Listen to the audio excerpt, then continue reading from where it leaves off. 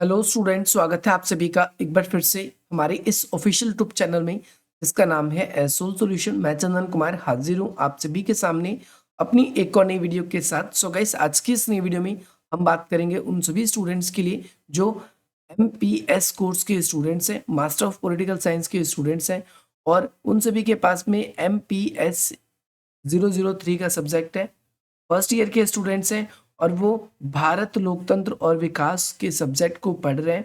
यानी MPS 3 में वो इंडिया डेमोक्रेसी एंड डेवलपमेंट को पढ़ रहे हैं। तो आज की नई वीडियो उन सभी स्टूडेंट्स के लिए मोस्ट इंपॉर्टेंट है। आज हम आप सभी के लिए लाए हैं ऑल इंपॉर्टेंट क्वेश्चंस जो आपके एग्जाम के पॉइंट ऑफ व्यू से बहुत ज़्यादा इंपॉर्टेंट है, और आपके एग्जाम में जो जो क्वेश्चन पूछे जाने वाले हैं हम उन सभी क्वेश्चनों को ही डिस्कस करने वाले हैं। चलिए ज़्यादा देर न करते हुए आज की अपनी इस वीडियो को हम स्टार्ट करते हैं। स्लाइड बाय स्लाइड इसी तरीके से आपके स्क्रीन पर एक एक करके क्वेश्चन आते रहेंगे और ये क्वेश्चन आप सभी के एग्जाम में पूछे जाएंगे। तो चलिए ज़्यादा देर ना करते हुए आज की अपनी इस वीडियो को हम स्टार्ट करते हैं। सबसे फर्स्ट क्वेश्चन आपकी स्क्रीन पर आ चुका है जिसमें आपसे पूछा गया है, भारत में वर्ग असमानता की प्रकृति का परीक्षण कीजिए। यहाँ पर प्रकृति का आपको क्या करना है, परीक्षण करना है। वर्ग असमानता का मतलब क्या होता है कि भारत के अंदर हम देखते हैं बहुत सारे क्लास बने हुए हैं। जैसे हम देखते हैं कुछ उच्च वर्ग के लोग बने हैं, उच्च वर्ग के लोग, और कुछ ऐसे हैं जो कैसे हैं, निम्न वर्ग के लोग हैं। उच्च वर्ग के हैं और कुछ निम्न वर्ग के हैं। और उच्च वर्ग और निम्न वर्ग के अंदर अगर हम देखें तो इसमें जो हमारी जाति व्यवस्था है ये काफी हद तक ये हमारे समाज को डिस्ट्रीब्यूट या फिर हमारे समाज के अंदर एक अंतर पैदा करने का कोशिश करती है। इसके अलावा अगर हम बात करें महिलाएं व पुरुष का जो भेदभाव होता है, महिलाएं व पुरुष का जो भेदभाव होता है, महिलाओं व पुरुषों का भेदभाव जो है, ये भी हमारी वर्ग असमानता को दर्शाता है। तो इसके अंदर हमें यही बताना है कि किस तरीके से जाति व्यवस्था भारत के अंदर एक असमानता को बढ़ावा देती है, किस प्रकार जो महिलाएं और पुरुषों के बीच में जो हम डिस्क्रिमिनेट करते हैं, भेदभाव करते हैं, वो किस तरीके से हमारी जाति व्यवस्था को या किस तरीके से हमारे समाज में अपना असर डालता है। तो यहाँ पर हम सब जानते हैं प्राचीन काल से ही भारतीय समाज में चार वर्ण रहे, ब्राह्मण, क्षत्रिय, वैश्य, शूद्र। ये चार वर्ण रहे आप सभी के लिए। अगर हम बात करेंगे ब्राह्मण, फिर दूसरे नंबर पे आपका क्षत्रिय, और तीसरे नंबर पे आप सभी का वैश्य, और चौथे नंबर पे आपका शूद्र। अगर हम देखें तो पहले जो दो वर्ण है, इन दोनों वर्णों को उच्च वर्ण माना गया है। बाकी जो अन्य दो वर्ण है ये निम्न कोटि के जो कार्य होते हैं वो सारे के सारे कार्य करते हैं। और इसी हिसाब से अगर हम देखें जाति व्यवस्था का जो उद्भव है, ये जो बड़ी बड़ी जातियां हैं वो ब्राह्मण और क्षत्रिय कुल से ही या फिर ब्राह्मण और क्षत्रिय वर्ण से ही निकले हुए हैं। तो इनके द्वारा डिस्क्रिमिनेट किया जाता है। हम देखते हैं कि लोगों के जो कार्यों का निर्धारण है, कार्यों का निर्धारण है वो किस आधार पर किया जाता है, तो हम कहेंगे कार्यों का निर्धारण जाति व्यवस्था के आधार पर। इसके आधार पर, जाति व्यवस्था के आधार पर इसका निर्धारण किया जाता है। आप सभी को ध्यान रखना है, जाति व्यवस्था का निर्धारण वर्ण व्यवस्था के आधार पर और उसके कार्यों के आधार पर व्यवस्था किया जाता है। तो यहाँ पर महिलाओं के साथ भी बहुत ज़्यादा भेदभाव है, ये भी हमको इसके अंदर एक्सप्लेन करना है और बताना है कि किस हद तक जो बड़ी जाति वाले लोग हैं ग्रामीण इलाकों में चुनाव से लेकर वहाँ की पूरी राजनीति में जो बड़ी बड़ी जातियों के लोग हैं वो ही अपना पूरा का पूरा कंट्रोल रखते हैं। तो इस वाले क्वेश्चन में आपको ये एक्सप्लेन करना है। नेक्स्ट क्वेश्चन आप सभी की स्क्रीन पर आ चुका है। इस वाले क्वेश्चन में आपसे आपको LPG मॉडल के बारे में बताना है। LPG अब आपके मन में आएगा क्वेश्चन, LPG क्या है? तो L का मतलब है लिबरलाइजेशन, P का मतलब है प्राइवेटाइजेशन और G का मतलब है ग्लोबलाइजेशन। उदारीकरण, निजीकरण और वैश्वीकरण। क्वेश्चन ये है, उदारीकरण, निजीकरण और वैश्वीकरण की प्रक्रिया में विकास अर्थव्यवस्था पर चर्चा कीजिए। यानी आपको ये बताना है कि जो भारत ने 1991 में नई आर्थिक नीति अपनाई, नई आर्थिक नीति अपनाई, उस नई आर्थिक नीति के क्या क्या बदलाव हुए, उसके बाद क्या क्या हुए, बदलाव हुए। तो यहाँ पर सबसे पहले मैं आप लोगों के लिए एक बात बता दूं, इन सभी क्वेश्चनों को देखने से पहले आपको करना क्या है, आप लोगों के लिए मैंने प्लेलिस्ट बना रखी है और उसमें आप सभी के लिए डायरेक्टली MPS 003 के जितने भी इम्पोर्टेंट क्वेश्चन है आप सभी के लिए, इम्पॉर्टेंट क्वेश्चन सारे के सारे उसमें मैंने आप लोगों के लिए पहले ही इंक्लूड कर दिए हैं। अगर आप लोगों ने वो वीडियो नहीं देखी है तो प्लेलिस्ट में जो भी क्वेश्चन का डाउट है आप देख सकते हैं। जैसे ये क्वेश्चन में मैंने एक्सप्लेन कर रखा है नई आर्थिक नीति में क्या क्या बदलाव हुए। तो जैसे लाइसेंस प्रथा थी उसको समाप्त कर दिया गया। जो विदेश से जो हमारे देश के अंदर कंपनी आती थी उन पे भारी बहुत ज़्यादा टैक्स यानी कर लिया जाता था, कर व्यवस्था में छूट दे दी गई, कर व्यवस्था में छूट दे दी गई। पहली चीज दूसरी चीज अगर हम बात करें तो 1991 में जो लाइसेंस प्रथा थी, लाइसेंस प्रथा समाप्ति। इसके साथ साथ तीसरी बात करेंगे हम, तो जो वस्तु के आयात पर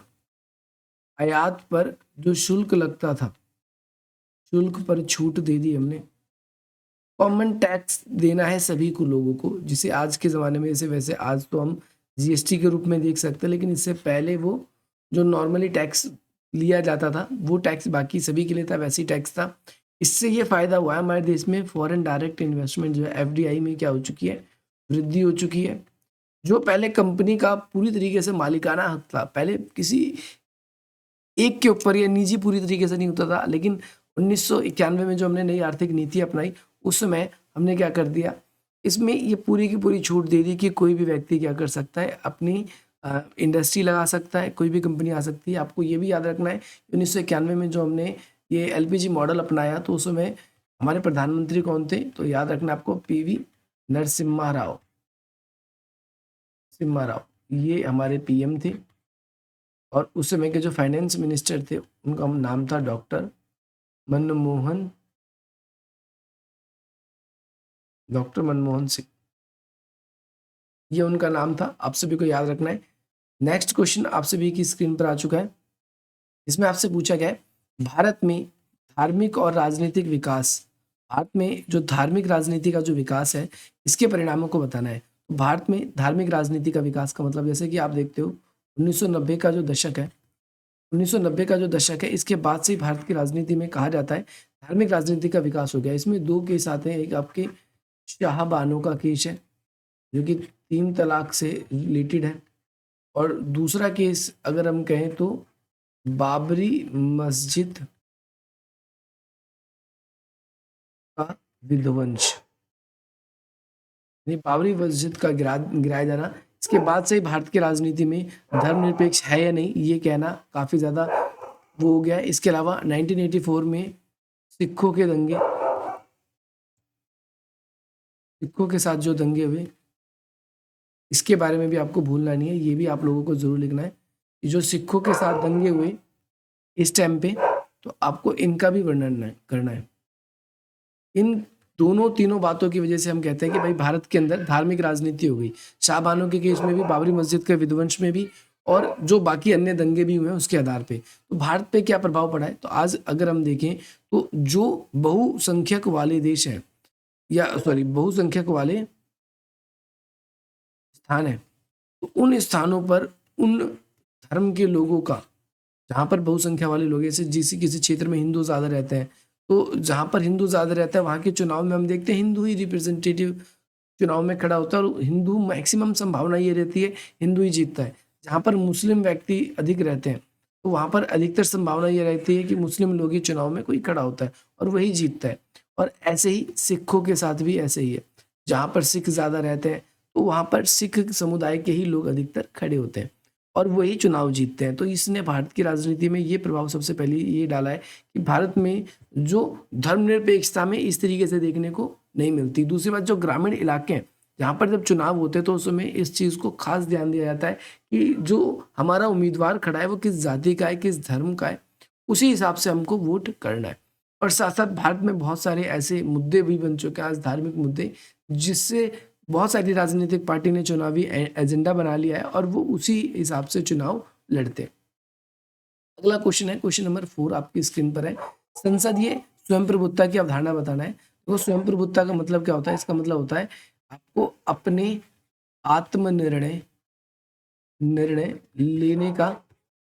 लेने का अधिकार।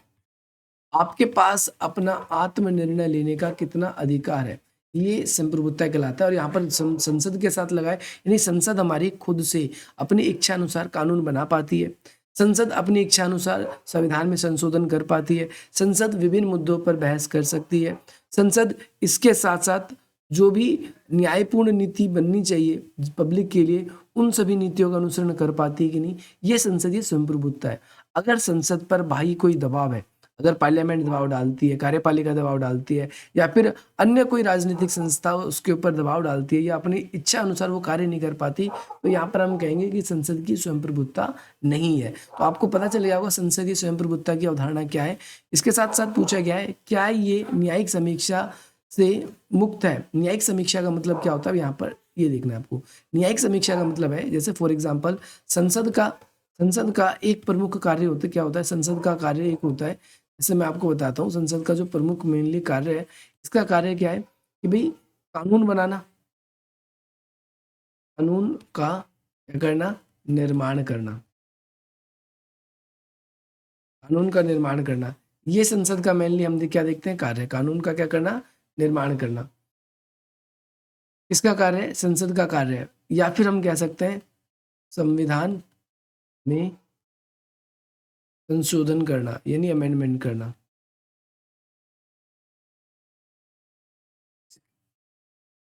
संशोधन करना, ये कार्य हम देखते हैं हमारी पार्लियामेंट मुख्य रूप से करती है। लेकिन अगर कोई ऐसा कानून बना दे संविधान के अनुसार जो ठीक नहीं है, या संविधान की किस धारा में जो है संसद संशोधन कर सकती है, किस हद तक संशोधन कर सकती है, ये कार्य कौन तय करता है, या संसद द्वारा बनाया गया कानून ठीक है कि नहीं संविधान के अकॉर्डिंग, ये कार्य होता है हमारा न्यायपालिका का। और जब न्यायपालिका को ऐसा लगता है कि जो संसद द्वारा बनाया गया कोई कानून है वो संविधान के अकॉर्डिंग ठीक नहीं है, या जो संविधान के जिस धारा में जिस भाग में संशोधन कर रही है संसद वो ठीक नहीं है, तो न्यायपालिका अपने आदेश के जरिए क्या कर सकती है, संसद के उस अधिकार क्षेत्र को रोक सकती है, या फिर आप कह सकते हो संसद द्वारा उस बनाए गए कानून को निरस्त करने की जो पावर है, जो शक्ति है, वो किसको मिल जाती है, न्यायपालिका को मिल जाती है। तो इस तरह से हम ये कह सकते हैं, तो इस तरीके से हम ये कह सकते हैं कि जो संसदीय संप्रभुत्ता है वो काफी हद तक न्यायिक समीक्षा से क्या होती है, प्रभावित होती है। नेक्स्ट क्वेश्चन है, भारत में मजदूरों और किसानों के आंदोलन कौन कौन से रहे, इस पे आपको संक्षिप्त टिप्पणी करनी है। तो यहाँ पर आपको किस किस के बारे में बताना है, एक तो मजदूरों के बारे में और किसानों के बारे में। मैं आपको बताऊंगा कि किसानों के बारे में आप 100% करके जाना, इसके बारे में क्वेश्चन आ जाता है। और इसके बारे में भी 3 तरीके से क्वेश्चन आता है। एक आ जाता है समकालीन प्रोस्पेक्टिव में, समकालीन संदर्भ में। एक आ जाता है आपके आजादी के पूर्व, आजादी के पूर्व। और एक आ जाता है आप सभी के शुरुआत से, भाई भारत में जो है कृषक आंदोलन की शुरुआत कैसे हुई और इनकी प्रमुख मांगों का वर्णन करें। भारत के जो प्रारंभिक किसान आंदोलन कौन कौन से थे, आज़ादी के पूर्व, आज़ादी के पश्चात, और आज समकालीन समय में, या फिर आज के संदर्भ से भी, ऐसे भी आपसे जोड़कर पूछा जा सकता है, आज के संदर्भ से भी आपसे क्वेश्चन बनाया जा सकता है। तो ये क्वेश्चन मैंने आप लोगों के लिए पहले ही अपलोड कर रखा है, आप उसके अंदर देख सकते हो। नेक्स्ट क्वेश्चन आपसे भी की स्क्रीन पर आ चुका है। इसमें आपसे पूछा गया है पंचायती राज व्यवस्था और लोकतांत्रिक विकेंद्रीकरण पर चर्चा कीजिए। आपसे कई बारी अशोक मेहता समिति के बारे में पूछ लेता है आपसे, और पंचायती राज सिस्टम ने किस प्रकार से भारत की शासन व्यवस्था को प्रभावित किया है, या फिर क्या क्या नए उपबंध किए गए, इसके बारे में क्वेश्चन बनता है। वैसे तो मैंने आप लोगों के लिए वीडियो बना रखी है, आप सभी को पता है। सन 1992 में क्या किया गया, संसद में क्या किया गया, प्रस्ताव को क्या किया गया, पेश किया गया। और 1993 में ही हम क्या देखते हैं, भाई कानून बनकर क्या हो गया, तैयार हो गया, कानून बनकर तैयार हो गया। एक आपको ये भी याद रखनी है बात। और साथ ही साथ में आपने देखा कि जब ये कानून बना तो एक साथ 2 कानून बने, एक 73वां संविधान संशोधन हुआ, और दूसरे नंबर पे अगर हम बात करें तो एक होता है आपका 74वां संविधान संशोधन। जो 73वां संविधान संशोधन है ये किससे संबंधित है, आप कहोगे ग्रामीण इलाकों से, और जो ये है ये कहाँ से, नगर निगम। इसमें हम क्या देखते हैं, ग्रामीण इलाकों में पंचायतें स्थापित की गई। और पंचायतें भी कितनी तरीके की होगी, 3 तरीके की, एक ग्राम पंचायत, दूसरा ब्लॉक पंचायत, तीसरा आपका जिला पंचायत। इसमें नगर व शहरों की पहचान की गई। इन तीन तरह की पंचायत की वजह से इसे त्रिस्तरीय बनावट भी कहते हैं, त्रिस्तरीय बनावट भी कहते हैं। और यहाँ पर शहरों की पहचान में क्या किया गया, सबसे पहला कि 5,000 से अधिक लोग निवास करने चाहिए, 400 व्यक्ति 1 स्क्वायर पर होना चाहिए, 1 किलोमीटर स्क्वायर पे 400 व्यक्ति होने चाहिए।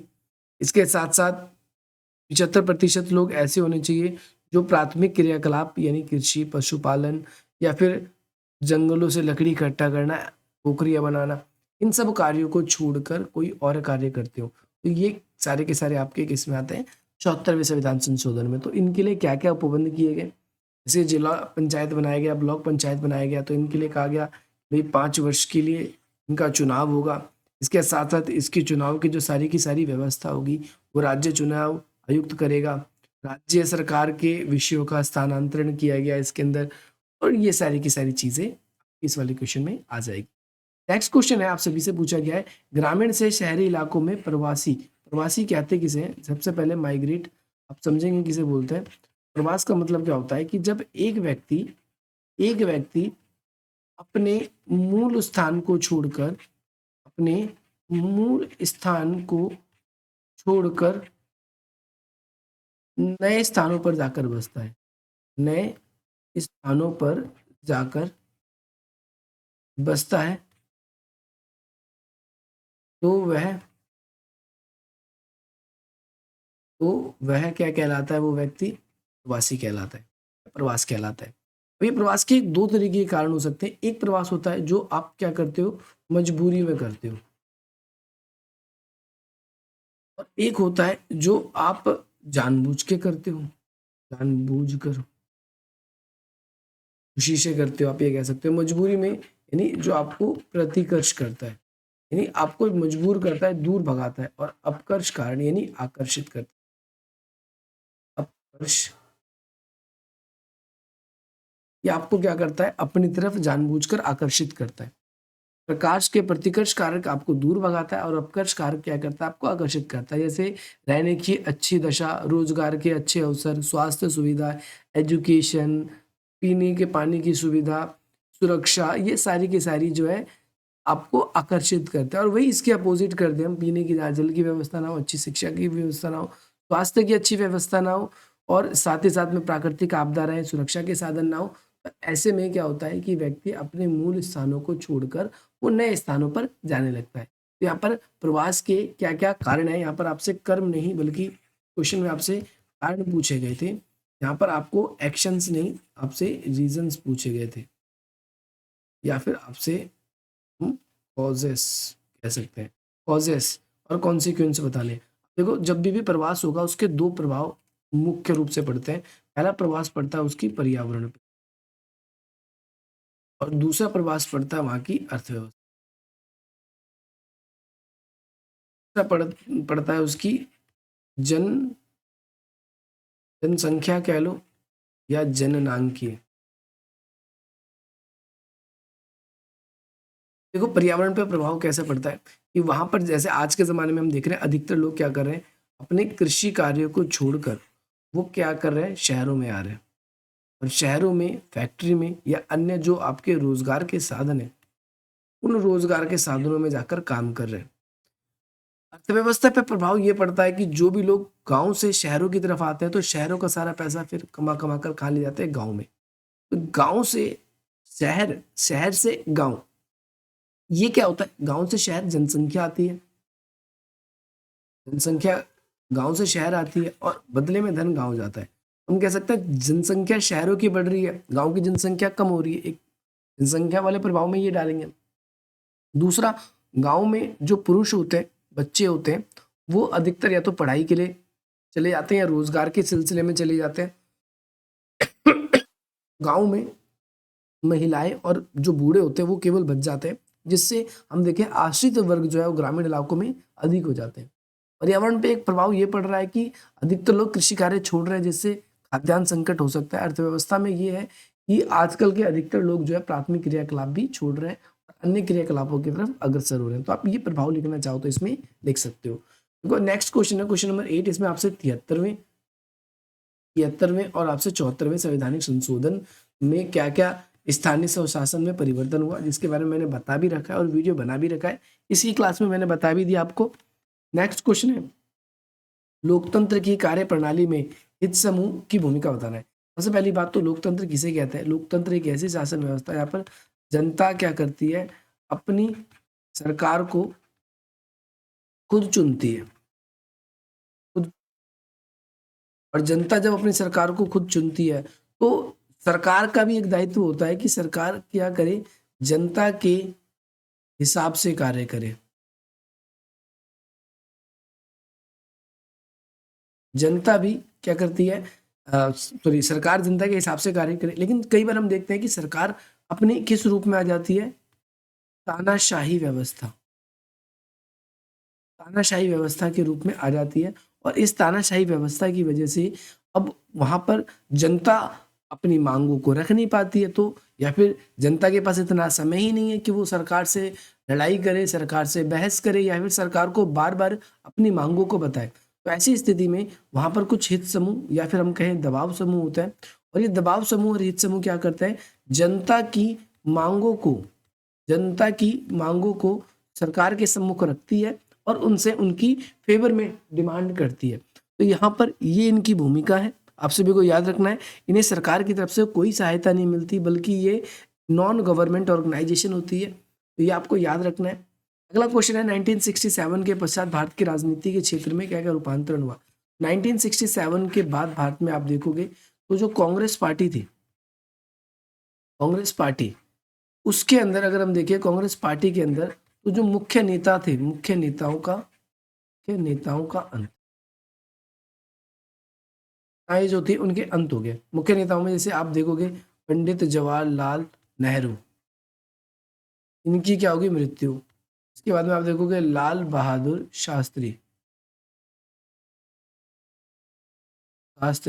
इनकी भी क्या होगी, मृत्यु हो गई। अब यहाँ पर एक नई नेता, एक नई लीडर हमारे सामने आती है जिनका नाम है इंदिरा गांधी। इंदिरा गांधी, तो ये हमारी नई पीएम बनती है। इसके साथ साथ हम देखेंगे 1967 के बाद में भारत की राजनीति में एक नया बदलाव ये आया कि पहली बार महिला प्रधानमंत्री बनी, और साथ ही साथ में भारत में 1957, जैसे इसके बाद में 1969 से 70 के समथिंग में पीवी पर्स की समाप्ति की कर दी गई। आप बोलोगे पीवी पर्स क्या था, तो आप सभी को ध्यान रखना है, देसी रियासतें जो तो हमारे देश में थी, देसी रियासतों को मिलने वाली छूट, मिलने वाली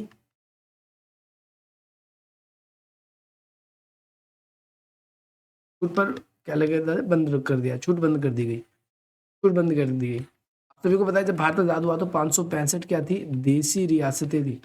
इन सभी प्रिंसली स्टेट को, देसी रियासतों को कुछ खास भत्ते दिए जाते थे, कुछ खास अधिकार दिए थे, जिसकी वजह से सरकार की बजट यानी जेब जो थी उस पर बहुत ज़्यादा असर पड़ता था, और जिसकी वजह से सरकार इस स्थिति में बिल्कुल भी नहीं थी, सरकार बिल्कुल भी इस स्थिति में नहीं थी। इसीलिए यहाँ पर हम देखते हैं, इसीलिए हम यहाँ पर देखते हैं कि भाई सरकार क्या करती है, इसको बंद कर देती है। इसके बाद में आप देखोगे कि भाई 10 सूत्री कार्यक्रम चलाए गए इसके बाद सरकार द्वारा। 1969 के इलेक्शन में हम देखेंगे जब हमारे जाकिर हुसैन जी की राष्ट्रपति की तत्कालीन मृत्यु हो जाती है, तो उसके बाद में नए राष्ट्रपति चुने जाते हैं। लेकिन उस राष्ट्रपति के चुनाव में जब कांग्रेस पार्टी के नेताओं के द्वारा एन संजीव रेड्डी को सपोर्ट किया जाता है और इंदिरा गांधी का वीवी गिरी को सपोर्ट किया जाता है, ध्यान रखना है, जो कांग्रेस के पुराने नेता थे उन्होंने एन संजीव रेड्डी को सपोर्ट किया था, एन संजीव रेड्डी को सपोर्ट किया था। लेकिन जो इंदिरा गांधी थी उन्होंने उस समय के तत्कालीन उपराष्ट्रपति वीवी गिरी को सपोर्ट किया था, और वीवी गिरी क्या हो जाते हैं, इलेक्शन जीत जाते हैं। एन संजीव रेड्डी चुनाव हार जाता है, यानी यहाँ पर कांग्रेस पार्टी चुनाव हार जाती है, और इंदिरा गांधी को चुनाव के बाद में पार्टी से निकाल दिया जाता है। इंदिरा गांधी, और फिर हम देखते हैं कि भाई जो कांग्रेस ओ और कांग्रेस आर में बढ़ जाती है। जो इंदिरा गांधी के सपोर्टर थे वो कांग्रेस आर में चले गए और जो पुराने नेता थे वो कांग्रेस ओ में थे, उन सब ने मिलकर इंदिरा गांधी को पार्टी से निकाल दिया। दोनों के बीच में मुकाबला हुआ, इलेक्शन हुआ और उसमें इंदिरा गांधी चुनाव जीत जाती है। इसके बाद में 1971 में जो इलेक्शन ये हुआ था, जिसके बारे में मैं अभी आपको बता रहा हूँ, इसमें इंदिरा गांधी ने गरीबी हटाओ का नारा दिया था, आप सभी को पता है। इसके बाद में आगे चलकर गरीबी तो कम हुई नहीं, लेकिन 1971 में खाद्यान्न संकट हुआ, बहुत सारे बांग्लादेशी माइग्रेट्स भारत में आ गए थे, भारत के अंदर खाद्यान्न की प्रॉब्लम होने लगी, शरणार्थी की समस्या हो गई बहुत ज़्यादा, पाकिस्तान से युद्ध भी हो गया, जिसकी वजह से हमारे देश की अर्थव्यवस्था और ज़्यादा खराब हो गई। जगह जगह कई राज्यों में आंदोलन होने लगे, जैसे आप सभी को पता है जनवरी में गुजरात में आंदोलन हुए थे। जनवरी में कहाँ पर? गुजरात में आंदोलन हुए थे। जनवरी में गुजरात में, और मार्च में कहाँ पर आंदोलन हुए थे? तो आप बोलोगे बिहार में। इन आंदोलनों ने शासन प्रबंधन अच्छे से बिल्कुल भी नहीं चल पा रहे थे, जिस वजह से बहुत सारे क्या कहते हैं नेताओं का ये कहना था कि भाई हमें क्या चाहिए, हमें यहाँ पर दोबारा से चुनाव चाहिए, हमें हमारी सरकार जो है ढंग से काम नहीं कर रही, इसीलिए हमको एक नए सिरे से दोबारा से चुनाव करके एक नई सरकार बनानी है जो जनता के हित में कार्य करे। सरकार से जनता की ये गुहार थी कि वो नई सरकार बनाने में मदद करे, लेकिन हम देखते हैं कि आपातकाल आगे चलकर लगा दिया जाता है और ये सारी चीज़ें जो होनी थी वो सारी चीज़ें नहीं हो पाती। पहला क्वेश्चन भी इंपॉर्टेंट है। अगला क्वेश्चन है, केंद्र और राज्य के बीच में जो तनाव के कौन कौन से क्षेत्र हैं? इसमें आपको राज्यपाल की भूमिका को जरूर पढ़ के जाना है। सभी को पता है कि कई बार हम देखते हैं कि राज्यपाल जो होता है केंद्र सरकार द्वारा भेजा हुआ क्या होता है? मोहरा होता है। और ये अपने अकॉर्डिंग क्या करता है?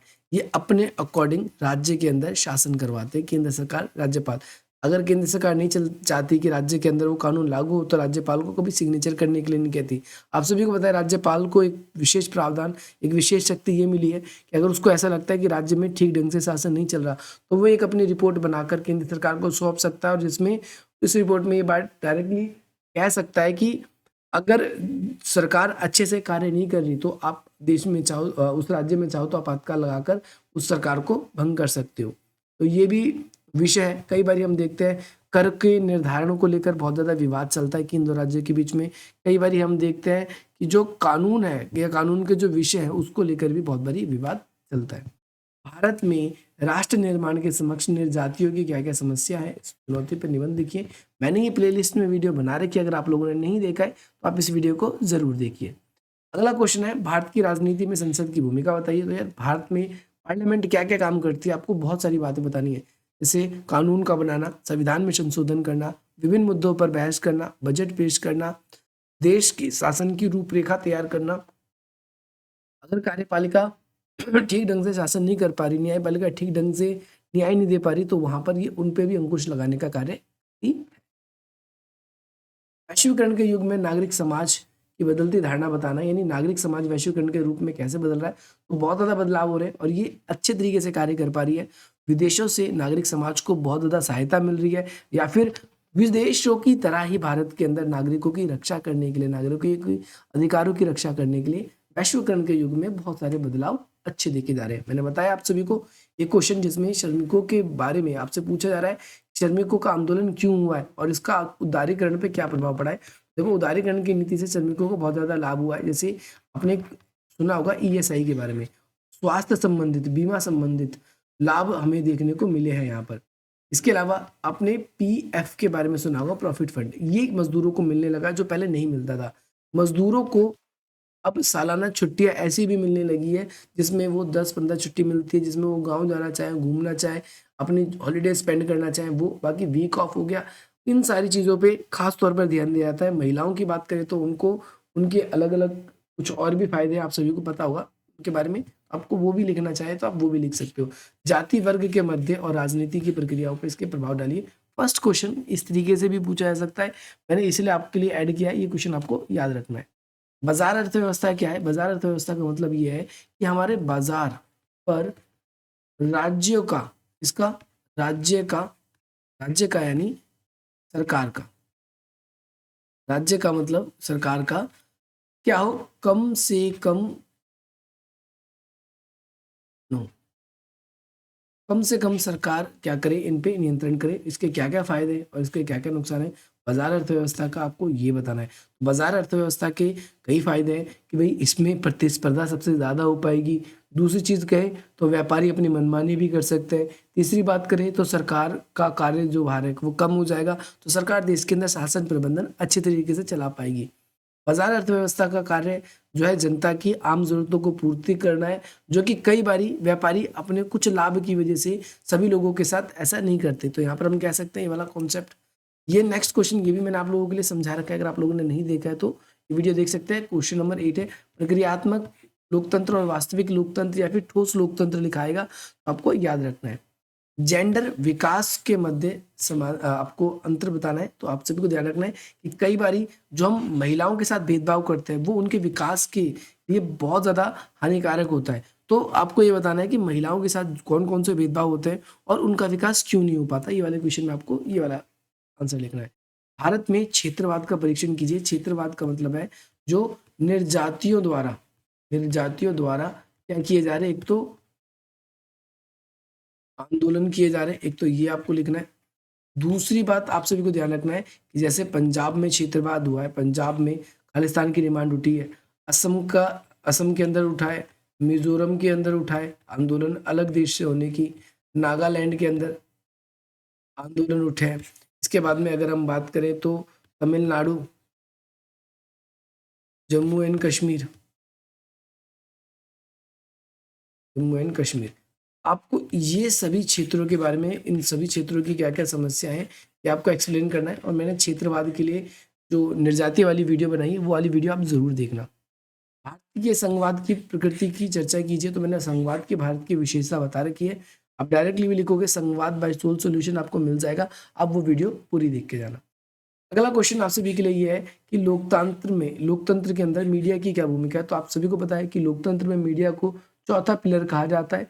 साथ ही साथ सरकार की जो जो कमियां होती है उसको उजागर करने में काम करता है। सरकार की जो भी पॉलिसीज है उन सभी पॉलिसी को आसान शब्दों में जनता को समझाने का कार्य करता है, जनमत इकट्ठा करने का कार्य करता है। और लोकतांत्रिक व्यवस्था में जो अभिव्यक्ति की आज़ादी है, सरकार की जो भी क्या कहते हैं बातें हैं, उनको जनता तक पहुंचाने में काफी हद तक ये रोल प्ले करता है।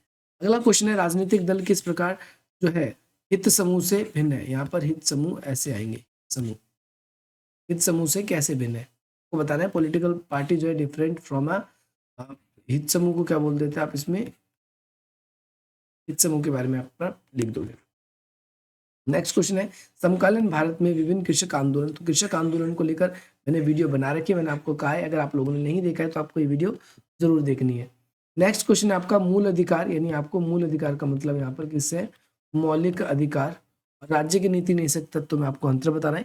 ये वीडियो मैंने आप लोगों के लिए ऑलरेडी बना रखी है, अगर आप लोगों ने नहीं देखा है तो आप देख सकते हैं। भारत में आपको निर्जातीयता को परिभाषित करना है और इसके उत्तर पूर्व तथा दक्षिण भारत में आंदोलन कौन सा है। दक्षिण भारत में कौन सा आंदोलन हुआ है, तो आप सभी को ध्यान रखना है द्रविड़ आंदोलन हुआ है दक्षिण भारत में। द्रविड़ आंदोलन क्यों हुआ है, तो ये ध्यान रखना है जब हिंदी भाषा को राजभाषा बनाया जा रहा था तो इसके विरुद्ध में हुआ था। इसके साथ साथ इनकी 3 डिमांड और थी, एक तो आप सभी का कल्लाकुड़ी रेलवे स्टेशन का नाम रख दिया जाए, दूसरी बात जो तमिल का इतिहास है वो बच्चों को स्कूलों में पढ़ाया जाए, और तीसरा साथ ही साथ में तमिल भाषा में ही उनका जो भी क्या कहते हैं लिटरेचर या जो चीज़ें हैं वो चीज़ें उनको पढ़ने की अनुमति मिल जाए। अगला क्वेश्चन है, भारत में मीडिया नागरिक नीति को कैसे प्रभावित करती है। तो भाई मीडिया ही तो नागरिक नीति को प्रभावित करती है। सरकार की जो भी पॉलिसीज होती है वो जनता मीडिया के थ्रू ही समझ पाती है, क्योंकि सरकार उसको समझाने में उस समय तो असमर्थ रहती है, सभी के पास ऐसे संसाधन नहीं होते कि सरकार की सारी बातें वो समझ सके। लेकिन मीडिया क्या करती है, उन्हीं सब चीज़ों को आसान शब्दों में बताने का कार्य करती है। तो काफ़ी हद तक सरकार की जो नीतियाँ होती है जो जनता के लिए बनाई जाती है वो मीडिया कई बार प्रभावित करवा देती है, चाहे वो जनमत की बात हो जाए, चाहे वो चुनाव से पहले एग्जिट पोल्स की बात हो जाए, उन सभी में काफ़ी हद तक देखते हैं मीडिया की मुख्य भूमिका होती है।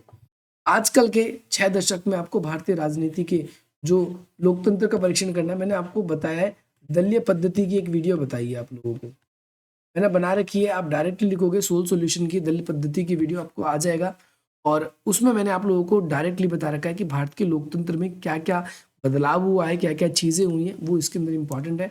और वैश्वीकरण ने भारत को कैसे प्रभावित किया है, आर्थिक रूप से या राजनीतिक रूप से आपसे पूछे अब वो वीडियो जरूर देखना वैश्वीकरण की, जिसमें मैंने आपको बता रखा है 3 से 4 लाख, 3 लाख से तो प्लस लोग हैं, 4 लाख होने ही वाले हैं। इतने बच्चों ने उस वीडियो को देखा है। आप वैश्वीकरण वाली वीडियो को जरूर देखें और अधिक से अधिक मित्रों तक चैनल को शेयर भी करें। अगर आपको ये वीडियो पसंद आए तो आप इस वीडियो को लाइक कर सकते हैं, और अगर आप लोग हमारे साथ कनेक्ट होना चाहते हैं तो आप हमारे साथ भी कनेक्ट हो। आपकी स्क्रीन पर ही नंबर शो हो रहा है, आप यहाँ से भी कनेक्ट हो सकते हैं। आप हमसे हम पे भी जुड़ सकते हैं। लगभग 650 स्टूडेंट्स हमसे वहाँ पर जुड़े हुए हैं। इसके अलावा आप मुझे इंस्टाग्राम पर फॉलो करना चाहें तो आप मुझे इंस्टाग्राम पर फॉलो कर सकते हैं। अगर आपकी कोई भी क्वेरी है तो आप मुझे अपनी क्वेरी को भी शेयर कर सकते हैं। बाकी आप आगे की वीडियोस को पाने के लिए आप हमारे चैनल को सब्सक्राइब भी कर सकते हैं। बाकी मिलते हैं आप सभी से अपनी अगली वीडियो में। जय हिंद, जय